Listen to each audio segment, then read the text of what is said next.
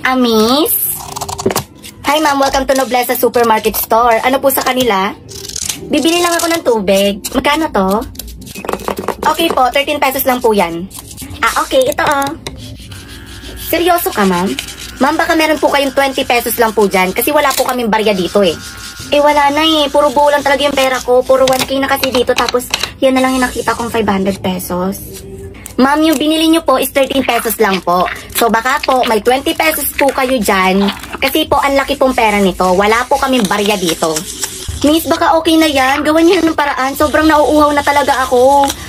Wala akong pake kung nauuhaw ka. Baka po may 13 pesos po kayo dyan sa bag nyo. Try nyo po maghalongkat. Alam nyo miss, kung meron ako ditong barya, kanina ko pa sa inyo na ibigay. Saka uhaw na ako. Akala ko ba Nobleza Supermarket Store to? Ba't wala kayong barya? Oo nga po, Nobleza Supermarket Store to. So ano naman ngayon? Kung nauuhaw ka, doon ka